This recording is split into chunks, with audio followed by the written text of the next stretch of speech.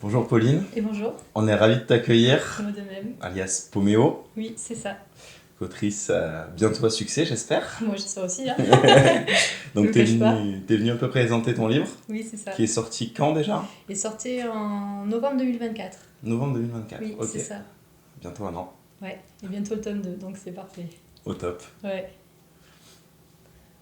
Donc bon, pour ce qui est de la malédiction du cristal noir, du coup, il est en vente depuis novembre 2024. C'est un livre fantastique, apocalyptique. Ça parle de la fin du monde. Et en fait, la fin du monde parce que il y a la guerre qui surgit de n'importe où, enfin un peu partout dans le monde. Et il y a des refuges un peu, on va dire, à l'écart de tout ça, à l'écart du chaos. Et du coup, l'histoire se passe dans un de ces refuges, où les enfants sont préservés en fait de tout ça, de tous ces problèmes, de ce chaos ambiant. Et donc, ça part sur des adolescentes qui s'ennuient un peu dans ce fameux refuge parce qu'elles peuvent pas sortir, elles peuvent pas sortir en dehors des montagnes qui leur ont été, on va dire, Isolé. c'est ça. Et donc, ce qu'elles font, c'est des séances de spiritisme pour s'amuser un peu, quoi. Et un jour, malencontreusement, elle libère un démon. Et durant tout le livre, on voit l'accentuation cette, bah, de ce nouveau venu d'ailleurs, on va dire, qui leur ruine complètement en fait leur mode de vie, enfin, ça devient le chaos finalement dans le refuge, quoi. Voilà. Qui ruine tout le petit cocon qui avait été fait dans le C'est refuge. exactement ça. Voilà. Qui les fait sombrer. Donc pour elle, on pense que c'est un démon. Pour nous, on comprend que ça vient quand même d'ailleurs, d'un autre monde, d'un autre. Voilà. C'est vraiment tout un univers qui a été créé. Et, j'espère que je vais un peu théoriser des personnes, mais en même temps, ça va plaire à d'autres. Et avant qu'on rentre un peu plus dans le vif du sujet du livre, est-ce que tu peux te présenter de manière un peu plus globale? Alors, moi, je suis, on va dire, autrice, ok. Sinon, ingénieur en bio. Donc, je vis sur la Côte d'Azur, tranquille. Et le week-end à la campagne. Voilà, j'adore la campagne, j'adore la nature, j'adore les animaux. On verra à travers les écrits d'ailleurs. Puis, je sais pas quoi dire d'autre sur moi. J'ai passé la trentaine, voilà. Bienvenue au club. Merci. Sans bio d'un coup. Ouais, C'est dans la tête. ouais, c'est dans la tête, c'est vrai. Dans les jambes aussi. Et du coup, qu'est-ce qui fait que tu alternes à la côte, là, à la campagne? Pourquoi tu fais ça? J'ai le travail sur la côte, on va dire. Et à la campagne, j'ai la famille, j'ai les racines. Et c'est vrai que je suis plus, on va dire, une fille de la campagne plutôt qu'une fille de la ville. Je suis pas très bien en ville, donc c'est vrai que voilà, le plus possible, je rentre à la campagne bah, pour m'évader, on va dire, et pour écrire. Ouais, c'est sûr que le contexte pour écrire il doit être beaucoup plus calme et Nettement. beaucoup mieux de correspondre C'est ça. C'est pour ça. écrire que la ville. Exactement. Parce que vous préférez la campagne, non, vous aussi, non? Ou vous aimeriez être plus. Alors moi oui, Ouais. moi je préfère la campagne. Toi, Partager Moi, plutôt la vie. j'aime bien les deux. Ouais, c'est cool. J'aime bien les deux. après il y a des avantages dans les deux. Ouais, Ouais, c'est c'est ça. Et du coup, ça t'est venu où, cette envie d'écrire? Ça m'est venu quand j'étais sur les bancs du collège. Même avant. En fait, quand j'avais 7 ans, je m'amusais à refaire des fanfictions de ce qui est Pokémon, etc. J'avais un petit livre, j'écrivais au crayon gris tout ce qui me passait par la tête. Et puis arrivé au collège, oui, c'était en quatrième, j'ai commencé à écrire justement La malédiction de cristal noir. J'avais déjà le titre en tête, donc je vais le garder. Et c'est vrai que il y avait de bonnes interactions avec les potes, mais aussi avec les profs. Je m'entendais bien. Et c'est vrai que je m'ennuyais un petit peu en cours, donc je m'amusais à griffonner un peu sur papier mon petit monde, on va dire. Et ensuite, tout ce qui est spiritisme. C'est vrai que j'en ai jamais fait en soi, mais il y a toujours eu des événements un peu bizarres. Et du coup, j'ai voulu créer un truc à partir de ça aussi. J'avais besoin de poser sur papier tout ça, quoi. Un peu un exutoire, on va dire. Ouais. Et donc voilà. Voilà, d'où, Parce que du coup, dans le livre, c'est traité de un peu l'imaginaire, mais aussi de toi, des choses que Oui. tu as vécues ou que tu as Mm. ressenti, ce genre de choses. Exactement. Ceux qui me connaissent trouveront des références, par exemple, de la vie de tous les jours qu'on avait, quoi. Il y a pas mal aussi de descriptions de Paul Arène. D'Entre-Pierre aussi, quelques lieux, on peut les reconnaître. Et des personnes aussi. Il y a des caractères qu'on retrouve. Et voilà, c'est... Ouais, c'est à la fois inspiré de ta vie C'est depuis ça. la quatrième C'est ça. et en Je même mets temps de toujours, l'imagination que tu as mis et exactement, le développement de tout ça. c'est ça. Et dans les post Insta, par exemple, je parle de faits réels, inspirés de faits réels, mais c'est une fiction, quoi. Quand même, ça reste... je vais pas retracer, par exemple, ça m'est jamais arrivé, tout ça. Mais voilà. J'espère pour toi. Ouais. Il y a des choses quand même, c'est limite. Hein. Donc voilà. On met combien de temps pour écrire un livre? Toi, du moins, t'as mis combien de temps? Alors, Est-ce que ça t'a paru difficile, facile? si tu veux, au début, je voulais pas forcément le publier. J'écrivais pour écrire, en quatrième, j'avais fait, je crois que je l'ai écrit en 1 an, celui-là. Et c'est vrai que je l'ai laissé poireauter pendant des années, mais si vraiment on s'attelle, on écrit et on va jusqu'à la publication de suite, on va dire qu'il nous faut, oui, à peu près, en tout cas pour moi, il me faut presque 1 an pour l'écrire. Ensuite, j'ai une étape de réécriture, parce qu'une fois écrit, il faut revoir tout ce qu'on avec les structures, le récit, l'histoire, voir si tout concorde. Ensuite, qu'est-ce que je fais moi? Ensuite, je fais une autre correction, cette fois que les fautes d'orthographe. Et ensuite, je fais lire aux alpha lecteurs, plus on en mieux c'est, et correcteurs.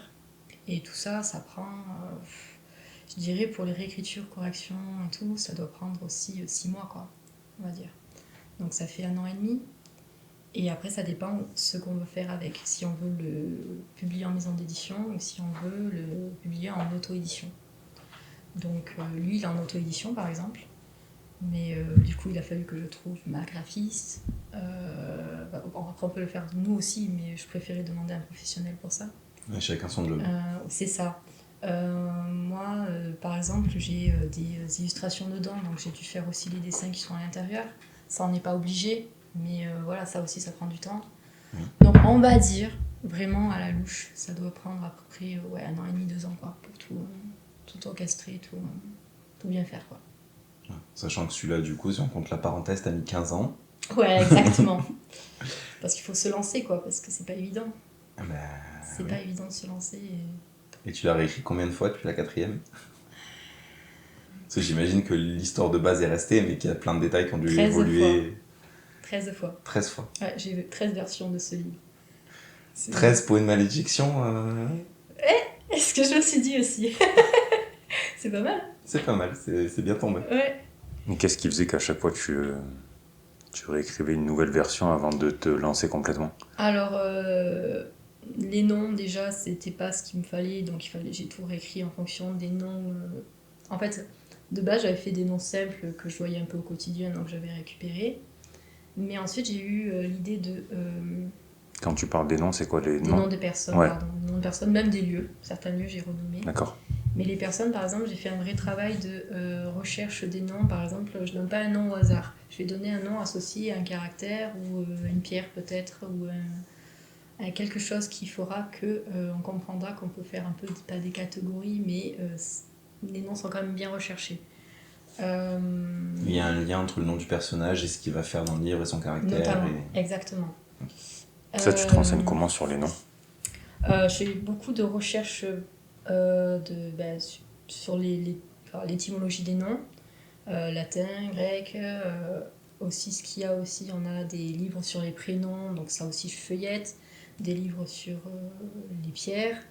Je suis aussi astrologie, je regarde un peu l'astrologie pour associer au mieux par rapport à mes personnages, parce que là pour le moment ce sont de simples personnages, mais après ils seront associés à des pierres précieuses, mais ça il faut le penser dès le tome 1, sinon c'est...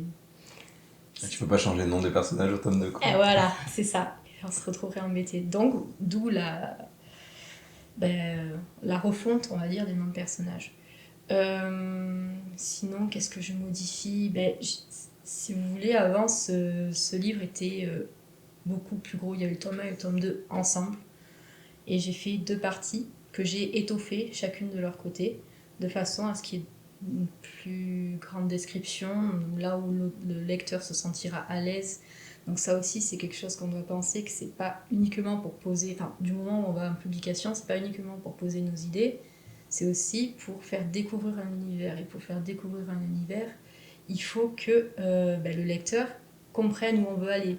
Si par exemple on lui dit c'est un enchaînement d'actions, il va forcément être perdu au bout d'un moment. Donc il faut apprendre aussi à poser avant de relancer quelque chose. Donc voilà, c'est tout un travail de réécriture du coup. Et du coup, là, le tome 2, en fait, tu l'avais déjà écrit aussi. Là, il est Oui. en... Ah, le tome 2, il était écrit.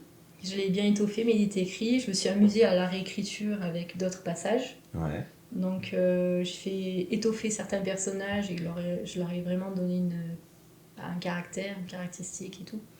Donc, c'est vrai que c'est du travail en même temps. C'est magique, quoi. C'est trop bien.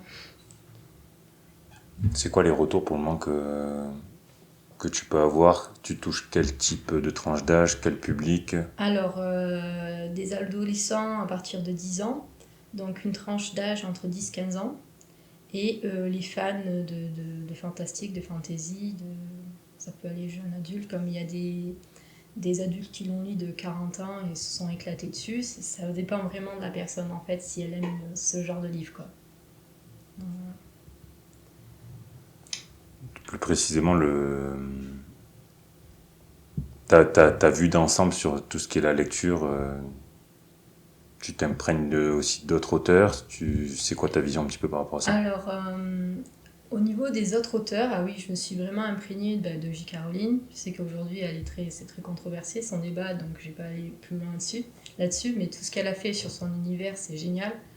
On a aussi, quand j'étais petite, j'ai lisé beaucoup les Erin Hunter, qu'elle a fait La Guerre des Clans. C'était des petites histoires avec les chats, mais des chats, des chats domestiques qui retournent à l'étage sauvage avec des clans et tout. C'est vrai que ça m'imprègne au niveau de la nature, ça m'imprègne au niveau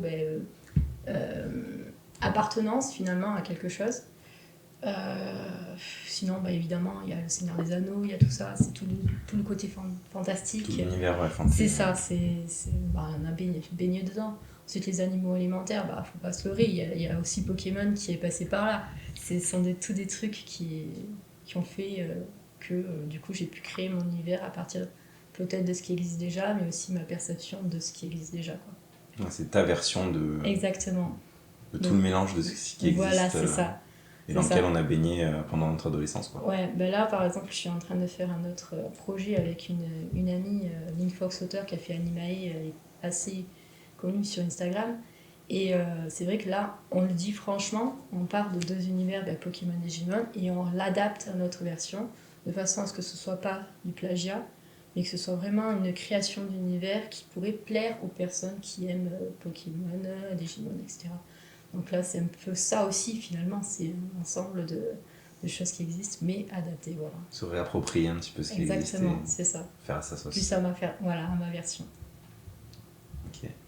Et combien de tomes t'as prévu, du coup, dans ta 9. tête? 9 tomes. Ouais. Ah, il y a du taf pour quelques années encore. C'est ça. Le tome 3, là, il est déjà écrit, donc je suis sur la correction, la réécriture-correction, enfin, plus correction quand même.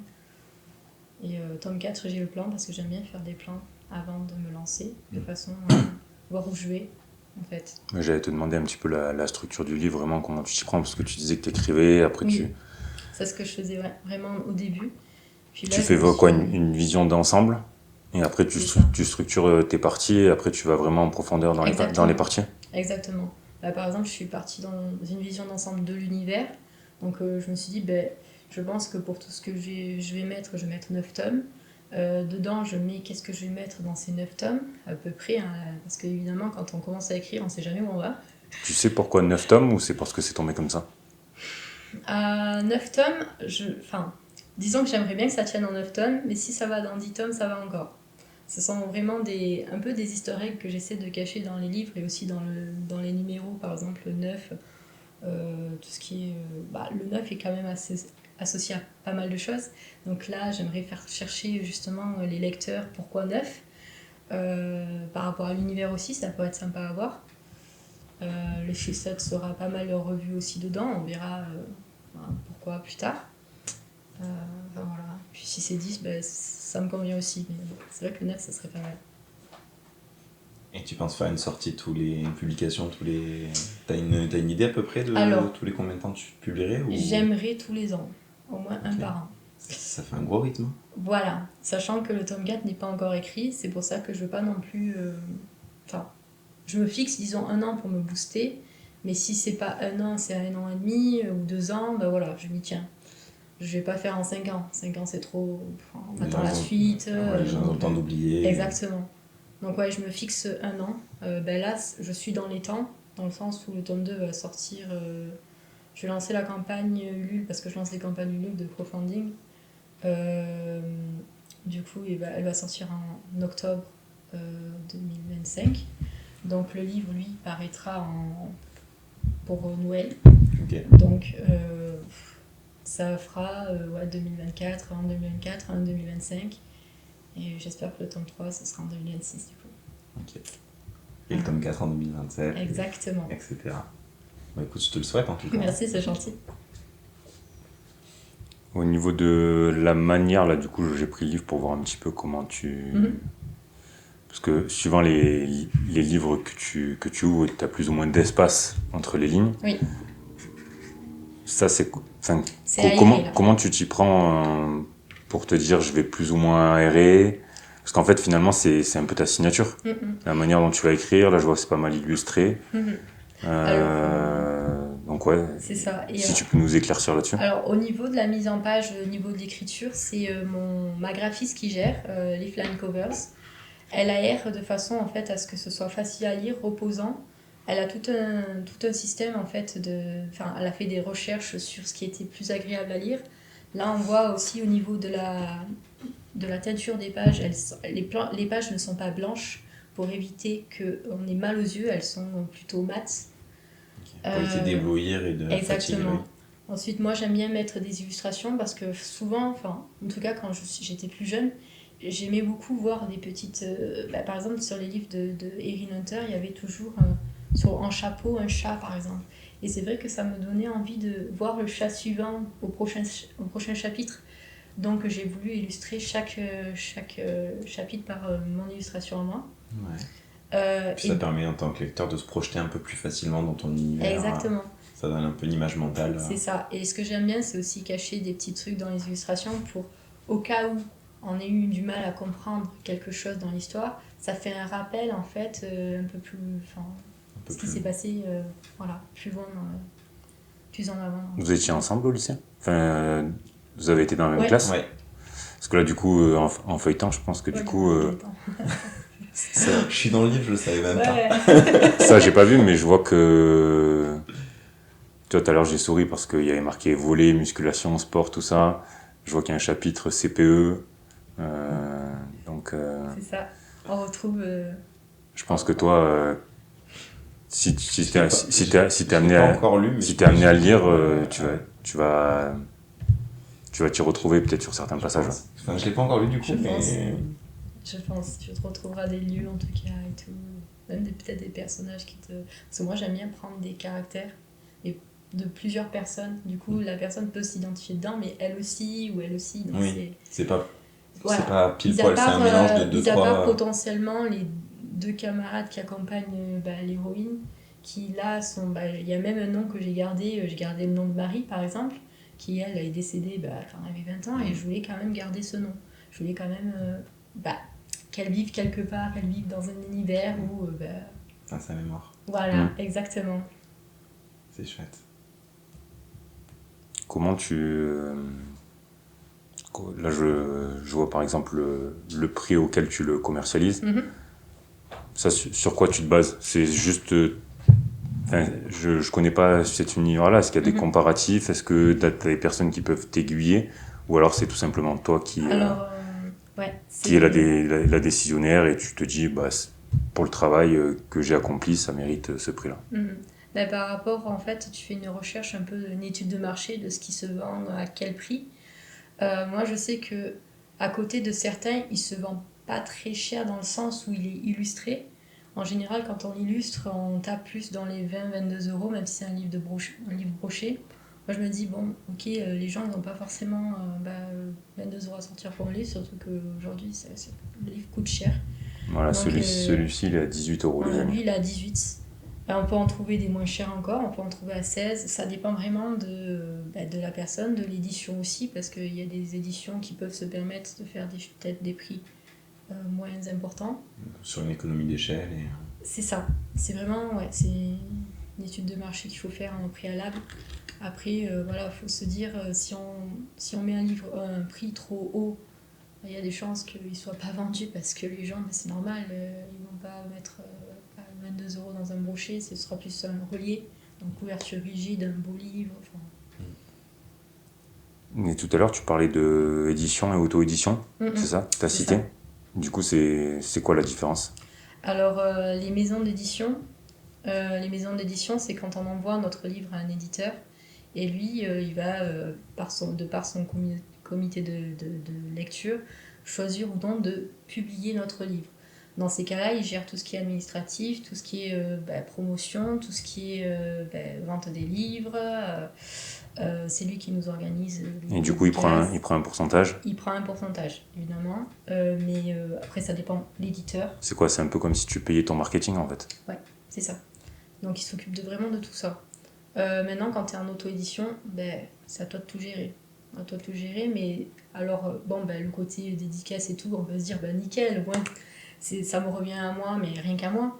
Mais non, il faut aussi penser que, on a aussi l'impression, parce que l'impression, c'est pas gratuit. Donc moi, je passe par Amazon KDP pour publier mon livre, qui a tout un système pour permettre justement l'impression et tout. Mais du coup, sur un livre, si tu veux, je vais gagner, j'avais regardé, je dois gagner entre 10 euros pour le livre au lieu de 18. Si je gagne 10 euros, quoi. Tu as pour 50%, quoi. Ouais, c'est ça, bien 50%. Parce que lui aussi, il garde une partie minime, mais un peu.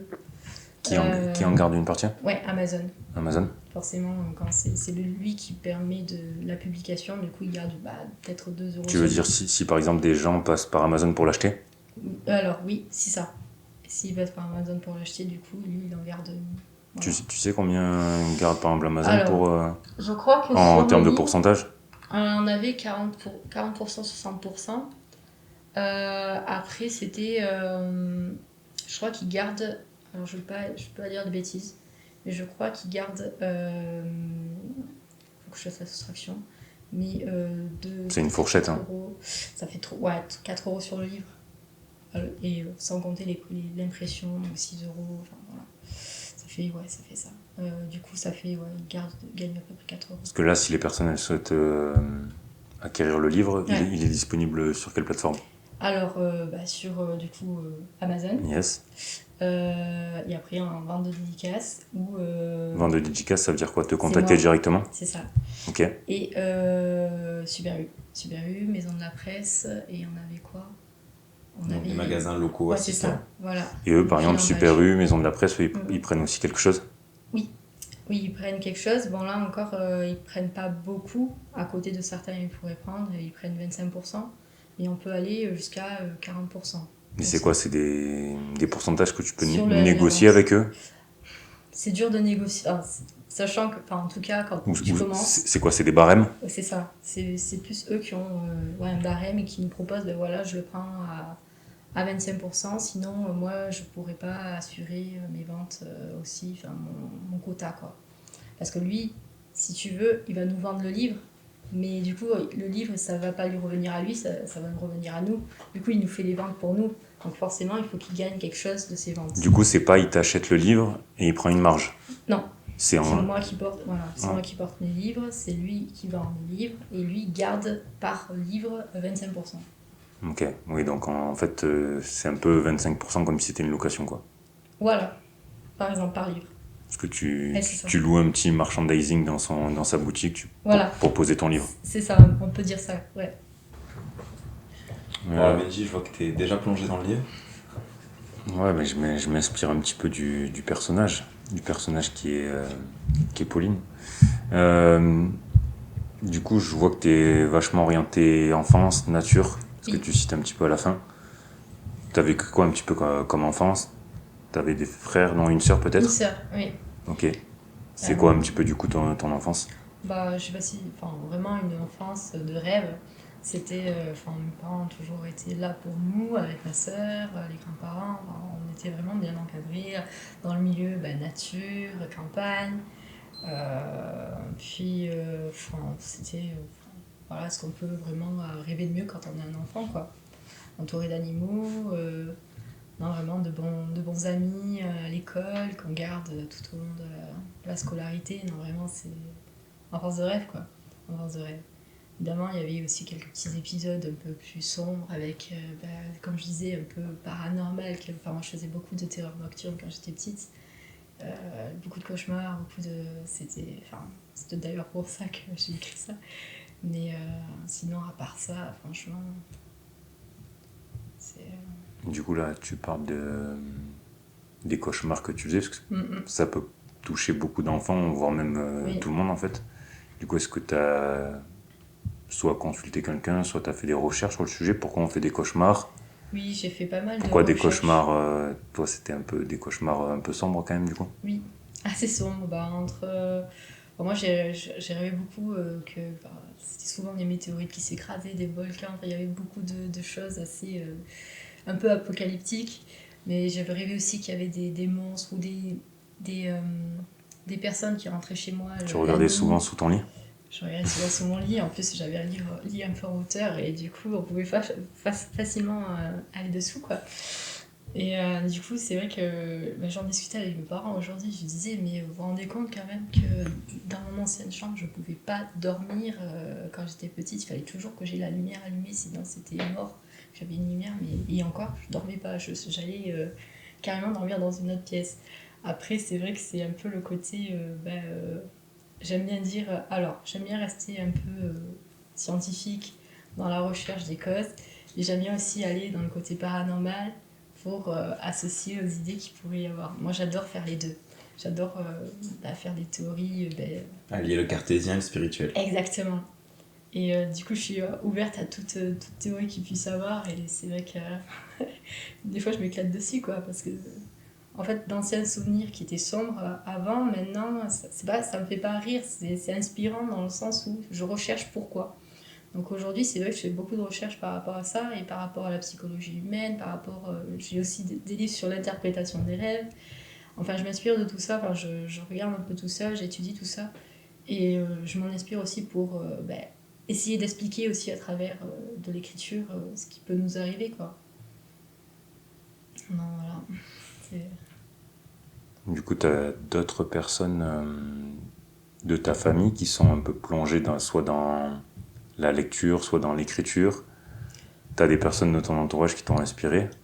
Qui m'ont inspiré, oui, mais au niveau écriture, bon, je suis... Bon, maintenant, il y a ma sœur qui écrit un peu, mais sinon, mes parents n'écrivent pas, mes grands-parents non plus. Par contre, ma mère, c'est une bonne lectrice, mon père, c'est plutôt documentaire. Du coup, c'est vrai que moi, j'aime bien plonger dans le documentaire aussi de temps en temps. Enfin, oui, on est un peu littéraire, quoi, dans la famille, mais pas non plus... pas au point d'écrire. Ta vision sur le long terme, c'est quoi? C'est, on va dire, plus orienté passion ou plus orienté business?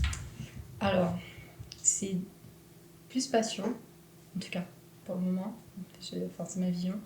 Parce que j'ai peur que si je passe plus dans le business, dans le métier, dans tout ça, je commence à stresser et que ça devienne, en fait, ma passion se brise finalement. Tu te mets la pression. C'est ça, et que ce soit que j'ai peur de finalement, après avoir le syndrome de la page blanche, le côté stressant qu'il faut absolument que je sorte un livre parce que sinon j'aurais pas mon... Ouais, pour l'attente de résultats, tout ça. C'est ça. Du coup, franchement, pour le moment, c'est une passion. Peut-être plus tard, quand j'aurais sorti peut-être plus de livres, je sais pas. Mais ça reste une passion. Là, ton métier que tu fais d'aujourd'hui à côté, t'es épanoui à l'intérieur? Oui. C'est vraiment... ça me déconnecte. En fait, j'aime bien toucher à tout. J'aime bien l'aspect littéraire et du coup l'aspect scientifique que je fais dans mon boulot. Et c'est vrai que je me dis, c'est toujours ce que je me suis dit quand j'étais au collège, quand on me demandait, oui, tu vas plutôt aller en littérature ou tu préfères aller dans le scientifique? Je dis, je vais aller dans le scientifique parce que même si je suis inspirée par la littérature, plus ou moins, je pourrais toujours plonger dans un livre, alors que le scientifique va aller aller manipuler dans un labo alors que tu pourras pas. Donc, c'est quoi tes missions dans ton travail, ce que tu fais un petit peu au quotidien? Alors, ce que je fais, c'est tout ce qui concerne en fait les bactéries.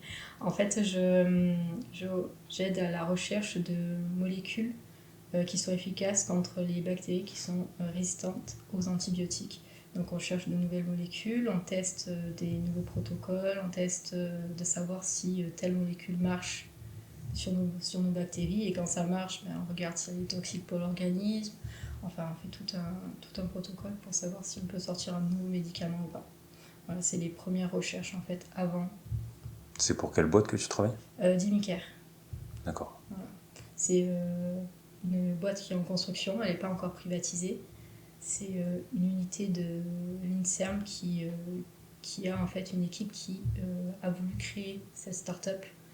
Et du coup, depuis, on essaie de la monter. Et normalement, ça devrait porter ses fruits normalement à la fin de l'année. Donc, ok, tu fais partie du public. C'est ça. Et après, tu passes dans le privé. Exactement. Tu fais partie du projet un peu comme si tu étais actionnaire de la start-up ou tu es vraiment salarié? Moi, je suis plus salarié. Après, je crois qu'on est deux, vraiment à 100% dessus pour le moment. Après, il y en a 30%, c'est vrai, mais du coup, c'est vraiment une start-up qui commence vraiment à démarrer. Et du coup, tu as aussi les tâches plus administratives d'une start-up, ou toi, tu es vraiment focus sur la recherche pharmaceutique et moléculaire? Ouais, moi, c'est plus ça. C'est plus l'aspect recherche et l'aspect technique. Okay. Voilà, tout ce qui concerne surtout la technique. Après, quand il y a des points de recherche à faire, je les fais. Mais tout ce qui est business, c'est mon futur chef, on va dire. Okay. Mais moi, c'est plus c'est vraiment même la science. Toi, t'es le rat de laboratoire. C'est ça. Le rat de laboratoire, c'est ça en fait. Vous êtes combien dans la boîte? Alors, dans la boîte, à 100%, on est 2, mais sinon, on a aussi, on doit être une dizaine en comptant les cliniciens, qui nous aident, ou les chimistes, les chercheurs.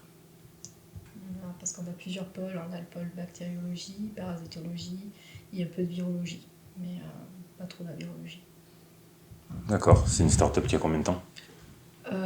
Qui a Ça fait combien d'années qu'elle a été créée?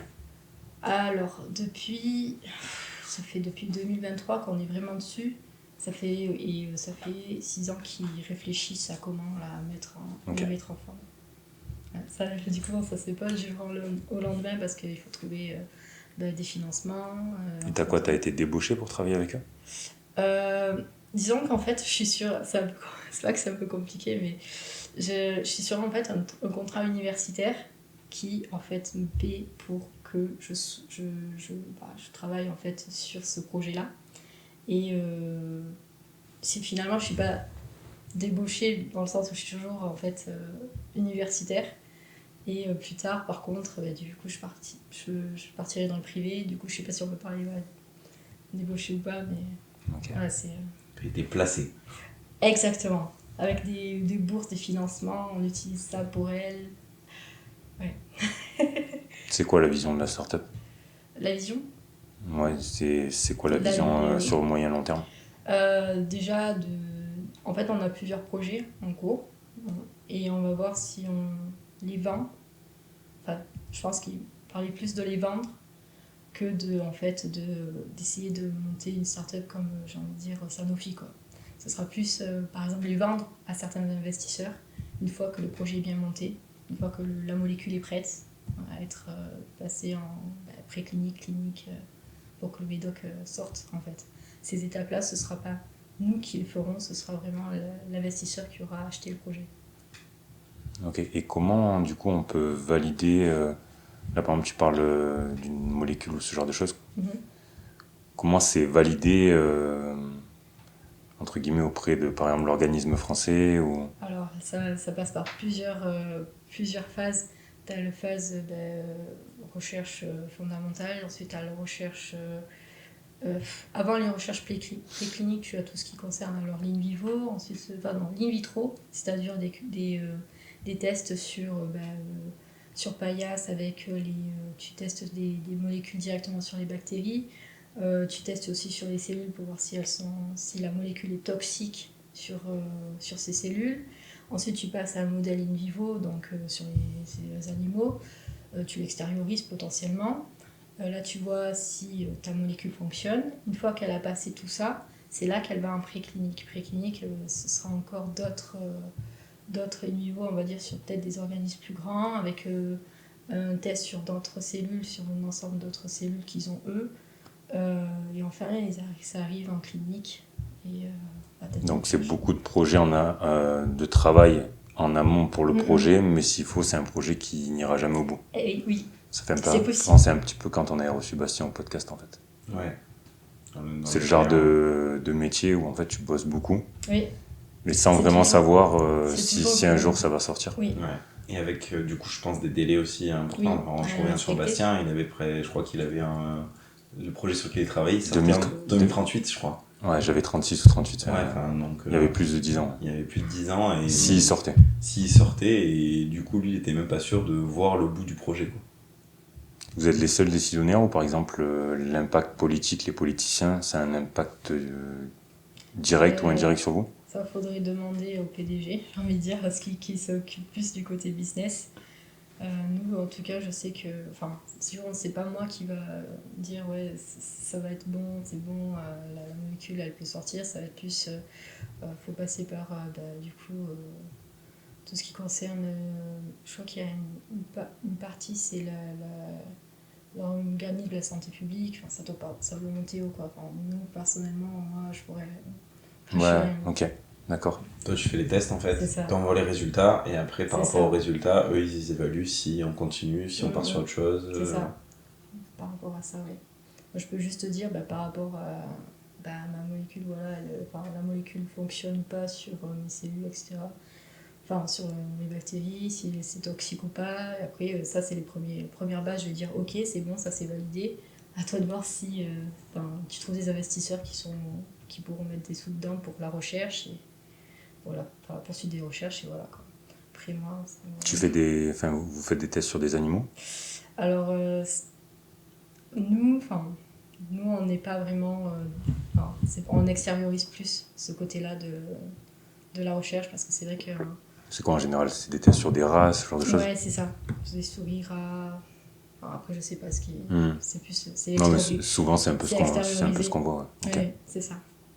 Et toi, t'es plus sur les tests paillasse en fait. C'est ça, moi je suis plus sur les tests paillasse. Ok, vraiment le début de la recherche de la molécule. Voilà, exactement. Ah, ça doit être intéressant parce que du coup, tu vas avoir plein de molécules à tester au final. Oui, on fait des screenings, comme on appelle ça, des ciblages sur beaucoup de molécules qu'ils nous envoient, que les chimistes nous envoient, nos collabs du coup. Et selon ce qui sort, on va dire, ça agit plus sur les bactéries gram-pose. Les bactéries gram-moins, ce sont des différents types de bactéries. Ça va marcher peut-être sur le staph, comme ça va pas marcher sur tout ce qui est E. coli impliqué dans les infections urinaires, par exemple. Voilà. Du coup, au travers de ton parcours étudiant, est-ce que tu sais pourquoi tu t'es dirigé vers là? Alors, c'est un peu une suite de... Quand il y avait une opportunité, je l'ai saisie. En fait, c'est plus ça. Parce que je sais qu'au début, je voulais faire vétérinaire quand j'étais au lycée. Du coup, je me suis orientée vers une licence pour faire un parcours B. Je crois que ça s'appelait les parcours B. Une licence pour participer à un concours pour entrer en école vétérinaire. Mais durant mes études, j'ai décidé finalement de continuer plus dans la biologie. Et on m'a fait faire un stage en master 2. Fallait que je trouve un stage et j'avais trouvé justement sur Nice, dans le même laboratoire, dans la même équipe d'ailleurs. Et c'est là que j'ai commencé à voir les personnes qui travaillaient là-dessus. Une fois à la fin de mon master, j'ai eu un petit CDD, nickel, je me suis dit je reste encore un petit peu. Mais à la fin de CDD, il fallait trouver autre chose. Et je suis partie en cancérologie, dans le même bâtiment, pendant 2 ans et demi, avant que les fameuses personnes avec qui j'étais dans cette fameuse équipe m'ont rappelé, m'ont dit viens, on a quelque chose à te proposer, et on a ce poste-là, est-ce que ça t'intéresserait? Et c'est pour ça que maintenant je suis dans la microbio en général, quoi, voilà. Comme quoi la vie des fois elle te pose des trucs c'est ça. au moment où t'en as besoin. Exactement. Mais c'est vrai que avant les SVT, je trouvais que c'était une matière assez compliquée, enfin pas compliquée, mais ça avait une autre... c'était pas comme les maths, c'était pas comme le français, il fallait juste répondre aux exercices, il fallait analyser des documents, c'était plus difficile pour moi, mais en fait finalement c'est là que je suis allée, quoi. Comme c'est quoi. Ça qui est marrant. Ouais, c'est ça qui est marrant. Du coup, on parlait d'enfance. Est-ce que toi, personnellement, tu souhaiterais fonder une famille, avoir des enfants? Potentiellement, oui. Oui. Bon, je pense que... Après, il faudra voir, hein, mais... Ouais, ça fait ça. Et quel est ton lien que tu pourrais avoir sur l'éducation? Sur l'éducation. C'est quoi ton point de vue sur l'éducation, les valeurs que tu voudrais apporter à tes enfants? Alors, c'est vrai que les valeurs, c'est vrai qu'on en parle souvent par rapport quand j'écris, j'aime bien passer justement des valeurs de... C'est pour ça, vu que je vois que tu portes beaucoup de mots sur les valeurs, tout ça. Oui. Tout ce qui est respect, amour, espoir, tout ça, c'est quelque chose de très important, je trouve. L'espoir, t'entends quoi par espoir? Espoir, c'est s'il y a une... Je sais pas, si vraiment on est abattu et qu'il y a une situation qui nous déplie, il faut juste penser qu'on peut rebondir, que le rebond c'est bon, quoi. Il faut vraiment... je dis par exemple, on a un projet en tête, mais on part défaitiste, ça va pas le faire. Donc c'est vrai que si on a l'espoir que ça marche, si on est optimiste, c'est là que le projet peut se monter. C'est plus ce côté-là, oui, de vraiment pas se laisser abattre, mais foncer, quoi. Foncer, espérer et foncer, quoi. Je trouve que l'espoir, c'est très important dans notre monde où on a beaucoup de soucis et d'événements assez, j'ai envie de dire, tragiques, hein, des fois. Donc c'est vrai que, pour moi, l'espoir, c'est une des valeurs que j'aimerais potentiellement enseigner à mes futurs enfants, et potentiellement proposer aux lecteurs aussi qui liraient mon livre. Et après, tu parles beaucoup de nature, c'est quoi ta relation que tu as avec la nature? C'est quoi? C'est parce que tu as grandi en campagne? Parce que t'es passionné de rando, t'es passionné de balade? Un peu de tout, oui, c'est ça. J'ai grandi dans la nature, avec la montagne, les animaux. et j'adore les randos, j'adore l'air frais, j'ai envie de dire, parce que l'air pollué des villes, c'est aussi pour ça que j'aime pas trop être en ville. C'est parce qu'on a souvent... Bon, ça arrive en campagne aussi, mais plus rarement, quoi. On a l'impression d'étouffer, quoi, avec les immeubles partout. Ah non, c'est plus ce rapport-là avec la nature qui se détériore de plus en plus avec les feux qu'on a récemment à Marseille et tout. Ça fait peur, quoi, quand même. C'est dit... Et quand t'es à Nice, t'as quand même des coins sympas pour aller marcher, style la promenade ou quoi. C'est des lieux où tu te sens bien pour aller marcher en bord de plage, bord de mer ou... Alors, si vraiment j'ai envie d'aller marcher, je vais plus côté les montagnes, Mercantour ou autre. Mais j'aime bien la mer. J'aime bien aussi la mer. Quand j'étais petite, j'allais souvent à la plage avec mes parents, en famille. On passait beaucoup de vacances là-bas. Ça, c'est vrai que ce côté-là, aspect l'eau, etc., j'aime bien aussi. Mais oui, si vraiment j'ai à marcher, ce serait plus Mercantour. T'as même tout l'arrière-pays niçois qui est magnifique. C'est ça. C'est ça qui est bien en soi quand on est à Nice. Bon, Nice, j'aime pas trop dans le sens c'est une ville, mais on a quand même accès du coup à la plage, mais aussi aux montagnes, quoi. Ouais. C'est pas loin. C'est clair, t'as pas besoin de faire beaucoup de route c'est ça. Pour accéder à la première rando. C'est ça, exactement. Vous avez fait quoi, première, terminale ensemble? Non, je crois qu'on a fait... Si. Première S, c'est terminale. Ouais, je crois. Non, si, oui. Il semble, hein. Ouais. Moi, c'est ma deuxième terminale que j'ai pas fait avec toi. Peut-être. Oui, c'est vrai. C'est toi qui es parti. C'est vrai. C'est quoi les souvenirs que vous gardez en commun? Ou du lycée ou... Bah, Les après, maths. Ouais, Les maths. ouais. Après, c'est vrai qu'on C'est quelque chose. on était à la fois proches, en même temps, Ouais. on traînait pas souvent ensemble Ouais, non plus, voilà. mais on se côtoyait. Mm, mm. On n'a pas de... Ouais, les cours, on a un peu des bonnes barres quand même. C'est ça. Vous avez pas une anecdote? Ouais, franchement, j'ai rien Ça qui- remonte. Ouais, ça remonte. Ah, on est trop vieux là. J'ai rien qui me vient, honnêtement. C'est trop vieux. Ouais, j'ai juste le prof de maths qui me faisait rire quand même. Quand il pétait un câble au tableau, quoi. Mais Ouais, on sinon... dira pas son nom, mais... Ouais, c'est ça. On dira son nom en off. Ah oui, c'est ça. Non, mais il était marrant. Ouais. On s'est éclaté quand même. Oh, on a bien rigolé. Ouais. On a bien rigolé. Moi, j'aimerais bien revenir sur ton livre, sur le décor, je le trouve magnifique. Le décor avec la le couverture et tout. Parce qu'en fait, sur la couverture, du coup, on pourrait voir les Monts et Télia dont on discute justement dans ce livre. Et la chouette, c'est la fameuse chouette effraie qui est un peu là tout le long. Nanima, qui a en fait une chouette de feu. Ok. Et sinon, tout ce qui est justement les graphismes et tout, c'est ma graphiste qui me l'a faite, Aromas Les Fire and Covers. Elle a un compte sur Insta, elle fait vraiment des trucs super, quoi. Alissa.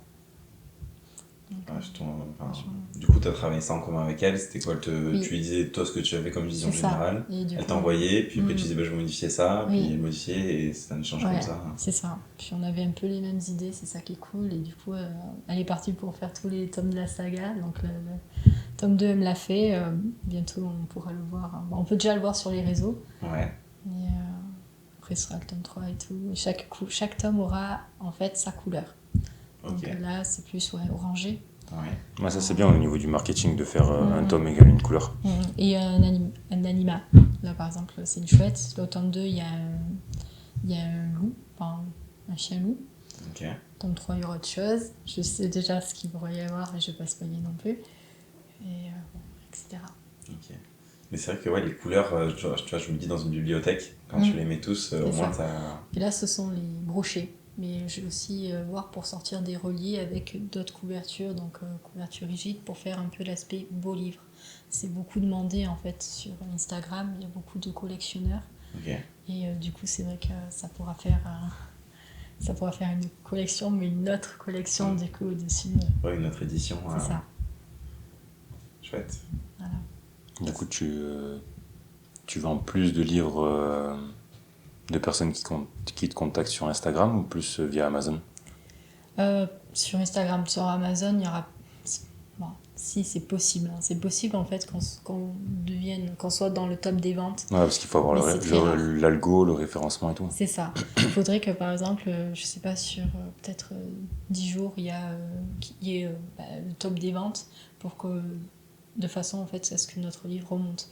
Pareil, au niveau, quand on demande, c'est bête, mais aux personnes qui l'achètent ou qui mettent un avis sur Instagram, sur Amazon, s'ils mettent un avis avec une bonne évaluation, on remonte dans les ventes. C'est ça qui en fait fera que il se fera plus acheter en fait sur Amazon plutôt que peut-être sur les réseaux. Moi, je sais que c'est là où j'ai le plus de ventes, c'est en campagne Ulule, parce que les gens aiment bien acheter avec les goodies collector, avec tout ce qui concerne l'univers du livre, quoi. Et on peut jouer beaucoup sur tout ce qui est design, tout ce qui est goodies.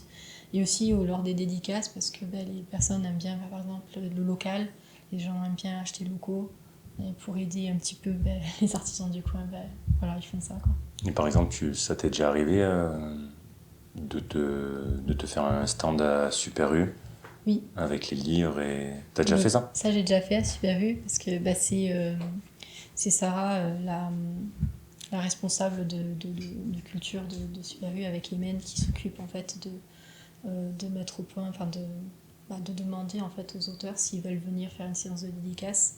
Et pour justement innover ça, ils nous avaient invité 14 auteurs, je sais même plus quand c'était, je crois que c'était... Ça fonctionne ce genre de choses? Alors franchement, j'ai fait... Ou c'est plus des prises de contact? Franchement, ça avait bien marché. Après, ça dépend ce qu'on entend par marché, mais je sais que j'avais vendu au moins 10 livres à cette vente. Donc, pour moi, c'est bien parce que je suis un bébé auteur, quoi. Je viens d'arriver sur le marché du livre, donc c'est vrai que ça nous donne l'opportunité, même, c'est bête, mais la visibilité. Ils nous voient, les gens. Ils nous voient et se disent « Ah, je l'ai déjà vu. » Donc, peut-être que la prochaine fois, je m'arrêterai, j'achèterai son livre ou... Oui, puis vendre, franchement, c'est smart de vendre 10 livres sur une journée. Ouais, c'est chouette. En plus, il y avait 14 autres auteurs, donc c'est vrai que... Ouais, puis comme tu dis, tu viens de rentrer dans le marché, donc c'est ça. T'es pas encore connu. Exactement. Donc c'est chouette. À ton échelle, 10 livres, c'est déjà beau. Merci. Après, le fait qu'il y ait les autres auteurs, c'est peut-être aussi le monde attire le monde, tu vois. C'est ça, il y a aussi ce côté-là. Donc ça dépend ce que les gens veulent acheter en fait après. Là, je sais que j'attire les personnes entre 10 et 15 ans, mais bon, c'est plus du coup les parents qui vont voir et vont dire « Ah, ça pourrait être sympa pour mon gosse ». Mais c'est vrai qu'après, mon univers, ça va s'agrandir en fait sur des livres pour enfants ou sur des BD. Peut-être que je toucherai encore d'autres personnes. Mais du coup, ça me refera de la pub pour le premier, ça me refera de la pub pour les romans. Voilà, c'est vraiment un truc qu'il faut penser où est-ce qu'on veut aller, où est-ce que... Ce qui est business aussi, hein, mais... T'as vendu combien de quantités si t'as envie d'en parler? Alors, pour les livres, là, j'en ai vendu 200. Au moins 200 livres vendus. En vrai, c'est pas mal, hein. Ouais, bravo. Merci. Franchement, ouais, bravo. Hein, Merci beaucoup. Et tu t'étais fixé un objectif En fait, mon objectif, c'était surtout de faire connaître au max la saga. Et pour ça, en fait, j'étais prête à sacrifier mon tome 1. Par sacrifier, j'entends faire des dons, par exemple, à des chroniqueurs pour qu'ils lisent et donnent des avis. Faire des dons dans des bibliothèques pour qu'il y ait plus de monde, en fait, qui ait le tome 1 entre les mains pour qu'ils aient envie potentiellement de continuer la saga. Et puis d'en parler autour d'eux en disant « J'ai lu ce livre, on me l'a donné, il est génial, va l'acheter. Voilà. Exactement. Et tu parlais de BD, c'est quoi? C'est parce que t'aimerais peut-être en faire sortir sous forme de BD aussi? Oui, j'aimerais en fait adapter l'univers en forme de BD pour avoir, c'est bête, mais par exemple, prendre certains personnages qui sont peut-être mis un peu à l'écart dans le livre et les faire vivre à travers BD. Faire un peu des spin-offs, mais en mode BD. Voilà. Tu te complexifies un petit peu la tâche, non? Parce que c'est pas du tout la même chose d'écrire un livre qu'une BD, non? Oui, c'est pas du tout la même chose, mais comme en fait j'ai le côté dessin, ça va, je maîtrise un petit peu le côté dessin. Bon, je suis pas non plus une pro, hein, je dis pas. Mais là, je suis en train un peu de me former à tout ce qui est BD, à tout ce qui est pour pouvoir en fait sortir quelque chose qui tienne la route et qui soit intéressant à lire, quoi. Ce sera plus des BD sous forme un peu comique. Enfin, vraiment, on appelle ça les comics, mais du coup, qui sont un peu de comique dedans. À côté de ce qu'on a là, où c'est un peu plus sombre, quoi. Ce sera... Voilà, c'est vraiment des univers que j'aimerais... T'aimerais quoi, avoir un tome égale une BD? Alors, j'ai envie de dire oui, mais ça, ce sera plus pour les mangas. Parce que je voudrais faire aussi des mangas. Pour tout ce qui concerne... Du coup, là, si par exemple on prend la malédiction du cristal noir, oui. Ça porterait le même nom? Et ça serait la même histoire? Ce serait pas la même histoire. Ou ça serait un dérivé? Ce sera un dérivé. Il n'aura pas le même nom, mais je mettrai peut-être... Enfin, je mettrai sûrement... Dans l'univers de... C'est ça. Dans l'univers de la malédiction du cristal noir, retrouver le nom de la BD. Enfin, là, je ne l'ai pas en tête encore, mais ce serait ça. Et pour les mangas, par contre, ça reprendrait en fait l'histoire originale. Pourquoi? Parce que certains, voir un roman, ça les révulse. Ils sont là en mode non, je ne lirai pas jamais ça, le pavé que c'est. Par contre, un manga, oui, avec grand plaisir... je le bouquine. C'est vrai que moi j'ai plein de gamins que je suis au cabinet qui lisent pas de romans, mais par contre qui dévorent des mangas. C'est ça. Et là tu peux te permettre un côté un peu plus dark, un peu plus sombre que dans une BD comique traditionnelle. Exactement. Et c'est vrai que cet aspect, j'aime beaucoup ça. J'aime beaucoup aussi le manga. J'ai toujours eu envie de faire ça aussi, de me lancer dans ce côté un peu mangaka, un peu aussi les BD. Et je me suis dit, ça tombe bien parce que cet univers, je peux l'adapter. C'est quelque chose qui est adaptable en ce format-là. Et donc, pour pas trop m'éparpiller, je me dis, alors, je continue ma saga. Quand vraiment j'ai un peu de temps, je me mets un peu dessus. mais ça va pas être mon objectif premier. Oui, ce que j'allais dire, t'as pas peur de dériver. Ouais, je vais pas dire dériver, mais du coup de partir dans tous les sens. C'est pour ça, ouais. Alors que là, t'es sur ta trame. C'est pour ça. Et comme je suis... En fait, j'ai un peu la bougeotte, moi. Je fais beaucoup de choses. Là, par exemple, en parallèle de ça, parallèle de mon métier aussi principal, je fais aussi un autre métier qui est professeur pour des CAP, BTS, pour une boîte. Je fais aussi une formation pour faire naturopathe. J'ai besoin, en fait, d'avoir plusieurs petits trucs pour, en fait, pour pas m'ennuyer sur une tâche et que je fasse... j'ai envie de dire... de la mouise dans celle-là, mais voilà, j'ai besoin de changer et me remettre, et quand je me remets, je suis plus active en fait sur cette tâche-là. Donc si tu veux, quand je dois par exemple sortir mon tome 2, ben, je vais bosser sur les alpha-lectures qu'on me ramène, du coup je vais corriger. Mais une fois que, par exemple, je me suis dit pendant ces 2 heures, je fais ça, et après je fais autre chose, je vais me mettre par exemple sur les dessins. Sur les dessins, je change un peu d'air, je change un peu de monde, enfin, c'est autre chose encore.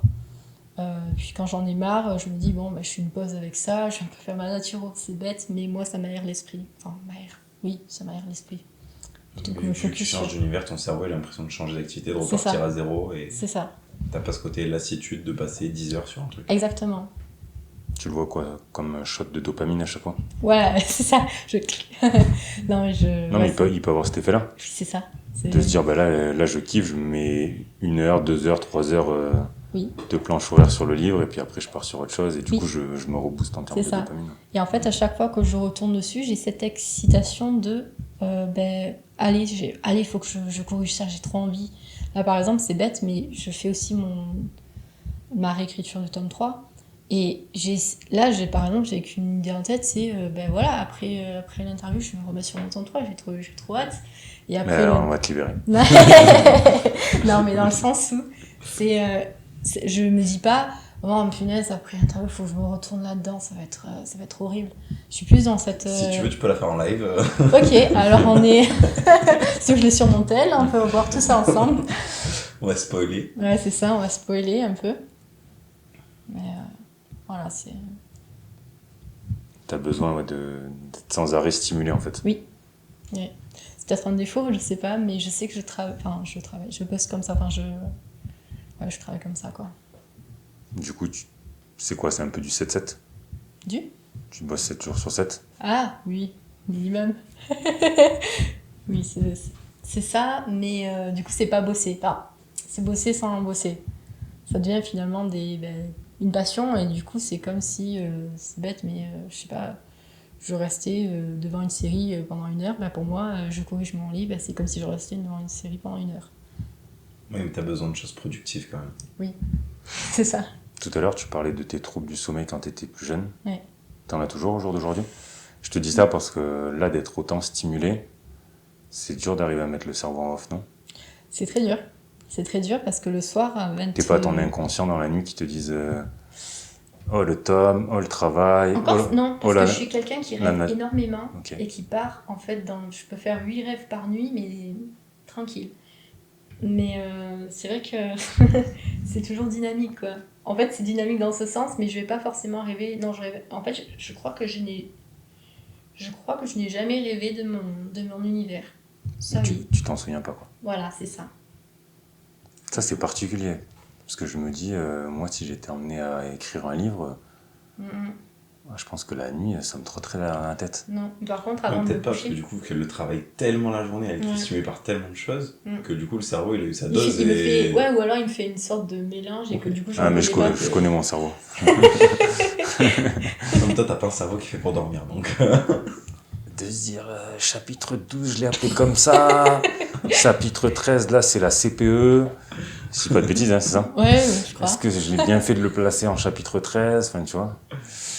Disons que... Un truc comme ça ou... Si tu veux, en fait, avant de dormir, souvent, en fait, mon esprit se stimule... Enfin, je stimule mon esprit à... quand j'ai des passages où je bug, j'y pense juste avant de dormir, parce que c'est là où on a notre imagination qui est au taquet, Et quand tu te réveilles le matin, c'est là aussi. Enfin, c'est parce que tu es entre justement le dodo et entre le sommeil et le réveil. Du coup, c'est là que tu as la meilleure imagination. Mais par contre, quand tu pars dans ton rêve, enfin moi en tout cas, quand je pars dans mon rêve, peut-être le premier, c'est à propos de mon livre, j'en sais rien, mais je m'en souviens pas.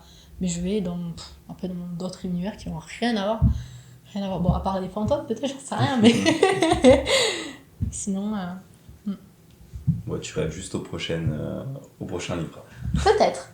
Mais je les marque, hein. Des fois, je marque mes rêves, je me dis peut-être ça me servira, on sait jamais. T'arrives à te souvenir de tes rêves ? Oui. Parce que c'est rare, ça. Même des fois, tu te réveilles dans la nuit en te disant « ça, je m'en souviendrai demain matin ».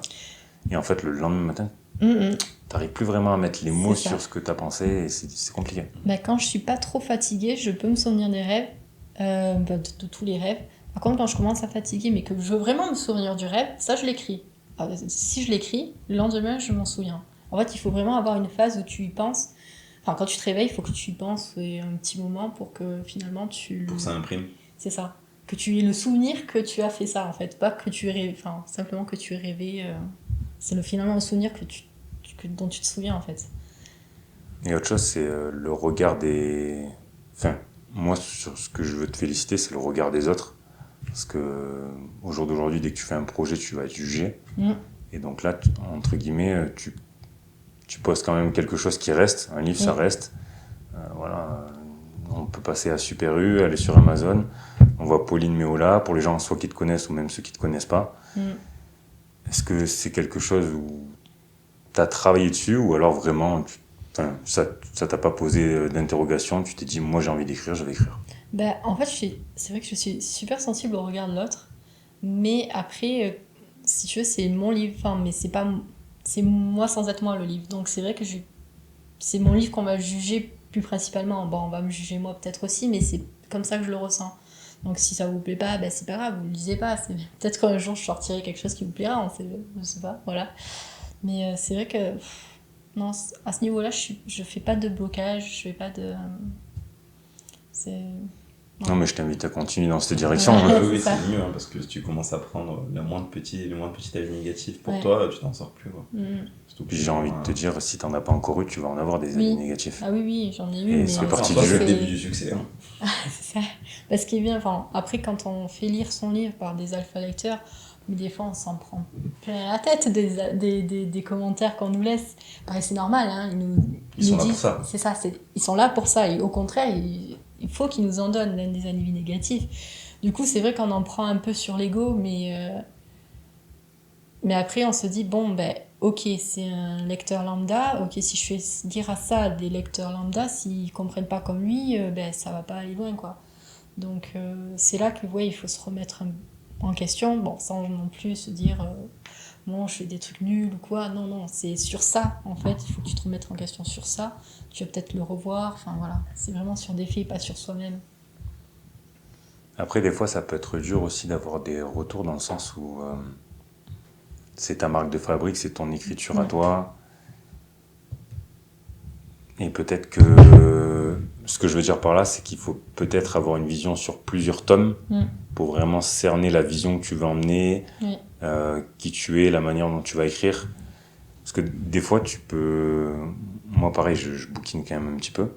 Des fois, tu peux avoir des auteurs sur un simple livre où tu n'as pas trop accroché. Et en fait, tu lis plusieurs bouquins de cette personne. Et en fait, tu comprends un petit peu après sa vision, ou alors tu t'attaches un petit peu plus à elle. Ou alors, tout simplement, je sais pas, je te dis une bêtise, elle a écrit 5 livres. Bah, peut-être qu'il y en a un sur les 5 que tu n'accroches pas. Et par contre, les 4 autres, pour toi, à titre perso, ça va être des masterclass. Donc, il y a peut-être aussi là-dessus, tu vois. Ouais. Même moi, je suis la première à dire que c'est mes préférés. Mon préféré, pour le moment, c'est le 3e tome. C'est pas le premier. Le 2e, il y a des trucs, je pensais que ça allait être pour moi, je pensais que ça allait être le plus nul, mais pour moi, il est meilleur que le premier, alors que de base, il n'allait pas... c'est pas qu'il n'allait pas aller loin, mais... Enfin, voilà, c'est... Après, avoir la vision du lecteur après dessus, quoi. C'est vrai que...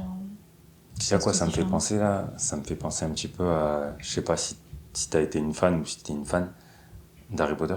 Ouais. Total. Grande fan. Alors ça, pour le coup, on n'a pas d'anecdote, mais ça, je m'en rappelle. Non, mais c'est vrai, Comme quoi, hein. la chouette dans Harry Potter, même un petit peu les coloris, tout ça, les rochers, les montagnes. En plus, tu parlais du tome 3, du coup, ça m'a... Avec le Harry Potter 3, ça m'a... Ok. Ouais, Harry Potter, c'est lequel ton préféré? Le 3, je crois. Le 3, parce que Même, tu vois, je te coupe, mais la malédiction du cristal noir, tu fais un petit peu référence au nom qu'il peut avoir dans les films d'Harry Potter. Je trouve qu'il y a quelque chose. Il y a quelque chose à creuser. Hein. Et d'ailleurs, parce que moi, ce que j'aime bien faire, c'est des doubles lectures.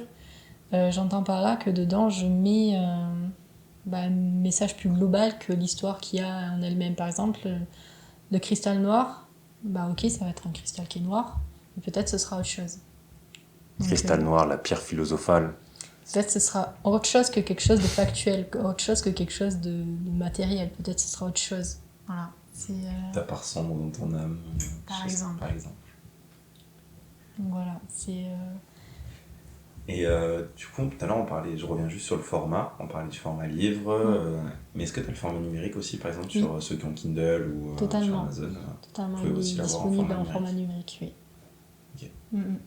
Ça, comment ça se passe pour toi, à titre personnel, pour que les gens aient accès au format numérique? Alors, ils peuvent faire ça. Tu dois faire quoi comme démarche? Ça passe aussi par Amazon KDP, ils peuvent le prendre sur Amazon KDP. Après, selon ce que c'est, on peut les déposer sur des plateformes et eux, ils le vendent pour nous.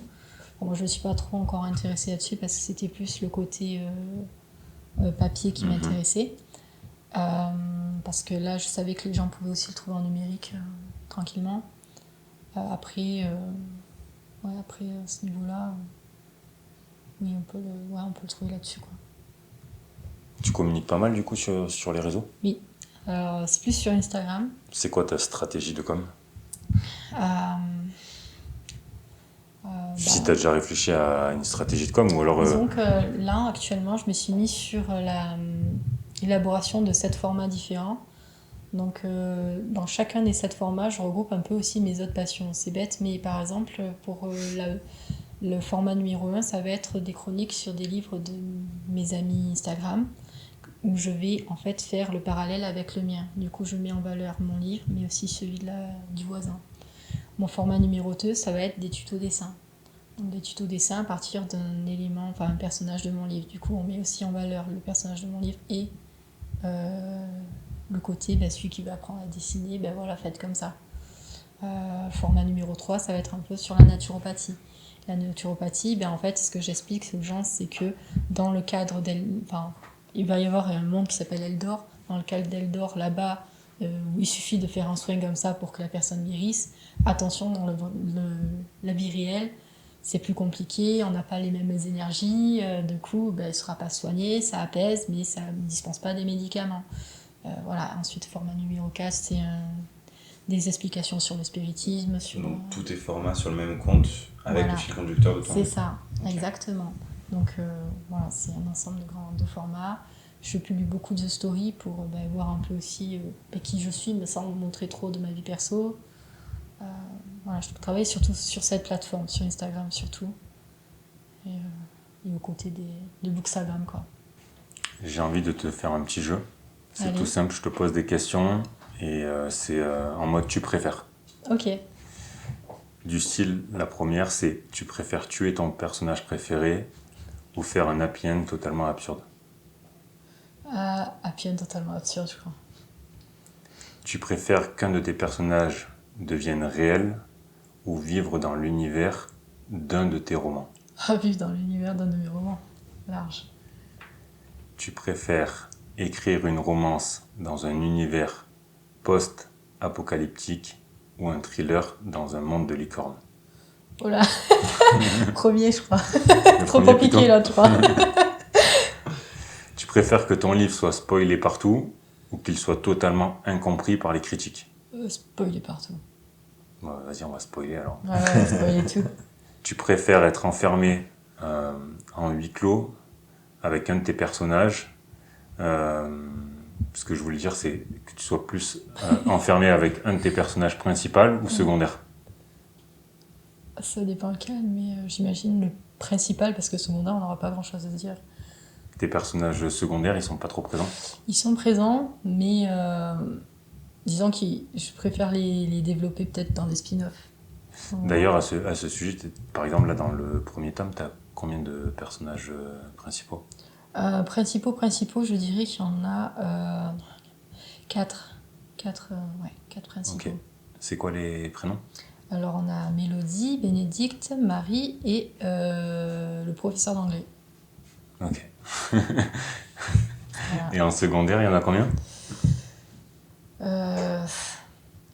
Il y a les sous-principaux et là, il y a les secondaires qui ne servent à rien, ou il y a les figurants. Les secondaires qui sont juste en dessous des principaux, il doit y en avoir, je les ai pas comptés, mais il doit y en avoir une moyenne 10, on va dire. 8 ou 10.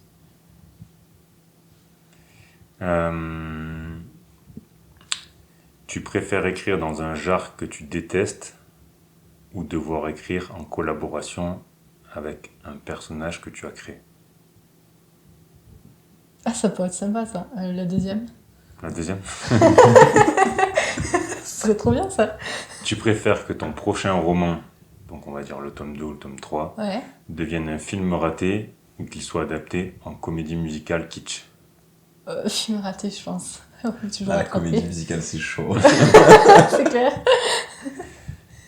Tu préfères qu'un de tes romans soit étudié à l'école ou qu'il devienne viral sur TikTok? Étudier à l'école, quand même. Ouais, plus l'école. Ouais.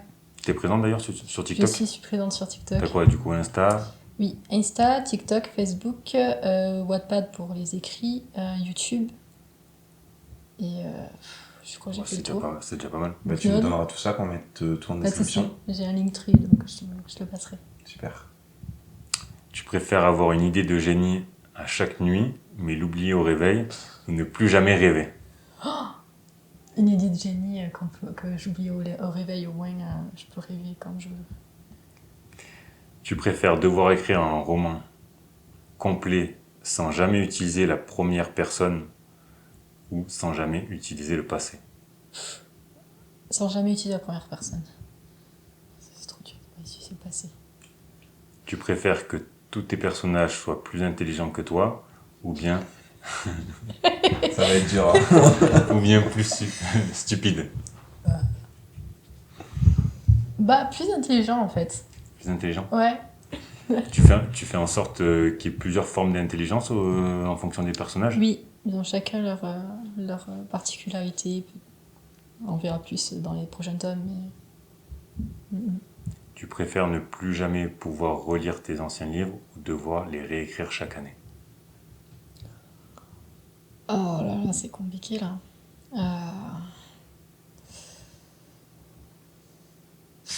C'est compliqué parce que réécrire c'est pénible quoi. Ouais, tu l'as écrit 13 fois. Ouais, En 14 ans. Ah ouais, c'est ça, mais imagine, je dois le réécrire encore et encore et encore et encore. Puis au plus t'en fais, au plus t'en as à réécrire. Ouais, c'est ça. C'est ça le truc. C'est une question piège, il n'y a pas une réponse C. Non. C'est tu préfères. Ah là là. Après, t'as le droit à un joker, ça peut être sur cette question. Bon, on va dire que. Plus jamais relire, de toute façon, je les connais. Tu préfères être comparé à un auteur que tu n'aimes pas ou être considéré comme trop commercial? Ouais, comparé à un auteur que j'aime pas. Parce qu'il y a déjà des auteurs que t'aimes pas. Bah justement. Non, j'en ai pas. Mais non, j'en ai pas en tête. Et ton top 3, ça serait quoi? Un top 3 d'auteurs que j'aime. J.K. Rowling, comment il s'appelle Tolkien et Erin Hunter. Et je terminerai par, tu préfères que ton prochain roman soit un chef-d'œuvre écrit en seulement 48 heures ou un livre plutôt moyen que tu mets 10 ans à finir? En fait, c'est plus en mode, est-ce que tu préfères... Parce que du coup, l'écriture, c'est quand même une passion. Ouais. Mais du coup, 48 heures, tu prends pas de plaisir, mais par contre, ça fait un best-seller, un boom de ouf. Ou alors, par exemple, 10 ans, c'est un petit peu... T'as mis 10 ans un petit peu à l'écrire celui-ci. Ouais. En fait... Et que ça reste, on va dire, quelque chose de plutôt moyen. Là, c'est la commerciale qui parle, donc je vais te dire réponse A. Parce qu'au moins, après, le suivant, bah, je vais prendre mon temps et tout. Je vais faire Pépouze et Pépère et tout. Mais pour le premier, ouais. S'il est best-seller en 48 Donc elle a quand même cette âme de business quand même.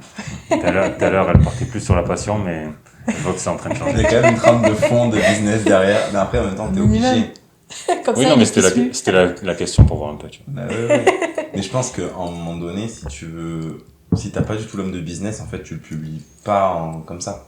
Tu publies sur des plateformes gratuites. Il y a plein de plateformes comme ça où tu as des auteurs qui juste balancent leurs idées. Sur Wattpad, qui mettent leurs histoires à disposition gratuitement et en disant bah, j'ai écrit ça, qu'est-ce que vous en pensez? C'est ça. Tu pourrais aider des personnes à écrire un livre? Oui, bah, en fait on a une association. Tu t'en sens capable au jour d'aujourd'hui? Ouais. Oui, bah total. Enfin, après, je n'aurais peut-être pas de bons conseils, j'en sais rien. Hein. Mais, moi, si par exemple demain je te dis je vais écrire mon autobiographie, t'es capable de t'aider. Oui. Après, t'aider une personne à faire une autobiographie? Oui. Après, ça dépend ce qu'elle a besoin comme aide. Après, je vais l'orienter vers d'autres aides si moi je peux pas lui apporter. Mais oui. Après. C'est des projets qui pourraient t'intéresser, ça? Oui, total. Moi, si tu veux. J'ai un groupe sur Instagram qui s'appelle Les Petites Plumes et dessus, en fait, c'est un groupe qu'on aide les auteurs, les chroniqueurs, les pros du livre, donc graphistes, correcteurs, alphabéta lecteurs, et on est réunis dans un seul et même groupe. Et quand quelqu'un a besoin pose une question, on essaie de répondre au mieux, on les accompagne. Les jeunes auteurs, quand ils sont des bébés auteurs, plus bébés que moi, des nourrissons, quoi, on les aide, on les aide, c'est ça. On les aide à mener à bien leur projet. Et on répond à leurs questionnements. Maintenant, je crois qu'on est une centaine de membres, donc c'est bien, ça marche bien. Mais ouais, non, franchement, c'est quelque chose que j'aime bien faire. Parce que des fois, on est tout seul. Je sais que moi, quand j'ai commencé, je savais pas par où commencer. En fait, j'étais là qu'est-ce que je fais? Et ça a été quand j'ai rencontré ma graphiste que tout a démarré. J'ai commencé à apprivoiser Instagram, le Bookstagram, juin dernier. Puis là, maintenant, j'ai une grande communauté, pour moi, c'est une grande communauté à côté de ce que j'avais avant. Et c'est vrai que là, j'ai envie d'aider les débutants, finalement. Parce qu'on a tous un projet qu'on a envie de mener à bien. Et, donc voilà, si je peux aider. Est-ce que, peut-être à moyen long terme, ou peut-être que tu n'y as pas encore pensé, les livres, ça pourrait être possible de les avoir que en audio? En audio, oui, total. Enfin, il faut juste que je me penche sur cette... Parce que du coup, pour que les personnes puissent les écouter en faisant leurs fameux, tu vois. Parce que faire les fameux en lisant, c'est compliqué. Mais... Alors, pour le coup, tu as des associations, donc tu peux leur demander un livre en particulier. C'est des services qu'il y a pour les enfants dyslexiques, etc. à la base. Mais en fait, c'est un abonnement mensuel. Et si les livres sont pas disponibles, par exemple sur Audible ou les plateformes plus connues, tu peux leur demander un livre spécifique. Alors c'est purement pour les scolaires normalement, mais ils peuvent le faire. Et en plus, pour les enfants, c'est entre 10 et 15 jours. C'est-à-dire qu'entre le moment où on leur demande le livre, c'est génial ça. C'est 15 jours après, ils ont la version audio. Donc, c'est génial, ouais. C'est vrai que c'est bien. Il y a ce type de service qui existe. C'est génial. Ça, c'est chouette. Donc je m'informe. Mais ouais, en vrai, ça pourrait être génial que tu fasses ta propre lectrice de ton livre, parce que toi, tu sais exactement l'intonation que tu veux y mettre. C'est ça. Et moi, j'aime bien le côté lecture. Après, il faut se lancer. Hein. Là, je me suis surtout focus sur des vidéos un peu trailer, un peu qui mettent en scène vraiment le livre, parce que je sais qu'il y en a qui n'aiment pas lire et qui préfèrent regarder. Donc je vais pas signer avec quelqu'un qui fait du cinéma, donc vaut mieux je fais moi-même mes petites productions vidéo, mais c'est vrai que lire mon livre, franchement c'est un truc, ça me gênerait pas, quoi. C'est un truc qui me plairait bien, et je me dis après, quand le tome 1, comme je disais, c'est un livre un peu sacrifié. Peut-être un jour, je m'amuserai sur Internet à le lire et à mettre sur YouTube des vidéos où je fais la lecture du tome 1, par exemple. Oui, pour avoir des retours déjà. Ouais. Et puis le faire connaître. Hein. C'est ça. Après, si ça se trouve, on est toujours... moi, je suis partie sur l'auto-édition, mais potentiellement, s'il y a une maison d'édition qui me contacte, comme sur Bookstagram, potentiellement, je lui dirais... là, j'en ai une, on a un peu échangé. J'ai dit, mais je t'envoie mon manuscrit une fois qu'il est un peu refait, parce qu'il y a toujours des petites imperfections qu'on peut encore améliorer. Et une fois, au plus il se fait connaître, au plus la maison d'édition va dire, ah, peut-être c'est sympa d'avoir la saga ou voir les prochains livres qu'on sortira. Ouais, et puis en plus, ça t'enlève tout le côté administratif et gestion de la vente si vraiment tu te mets à grossir, ce qu'on te souhaite. C'est gentil, merci. Mais du coup, tout ça, après, quand tu commences à publier des milliers de livres, il faut les diffuser dans toute la France et dans le monde entier, tout seul, c'est chaud, quoi. C'est chaud, hein. C'est là où la maison d'édition, ça peut être intéressant. C'est clair. Puis moi, tu peux te consacrer sur ton passe-temps à toi, ta passion à l'écriture. Exactement. Tu veux terminer par le petit mot de la fin? Allez, on peut terminer avec le petit mot de la fin. Quelle serait ta philosophie de vie aujourd'hui? Ma philosophie de vie? Ouais. Est-ce que tu aurais une phrase ou un mot qui représente Comme je disais tout à l'heure, toujours garder espoir. Voilà, toujours garder espoir et toujours foncer pour ses projets. Parfait. Merci d'être venu en tout cas. Merci. Donc, La Malédiction du Cristal Noir, disponible sur Amazon, Super U et t'as dit où? Alors à la Maison de la Presse. Maison de la Presse pour les locaux. Et de fil en page à Château-Arnoux. Super. On mettra aussi tous tes liens en description. C'est gentil, merci. On vous remercie de nous avoir écoutés ou regardés sur la plateforme et on vous dit à dans 15 jours avec les fameux. À plus tout le monde.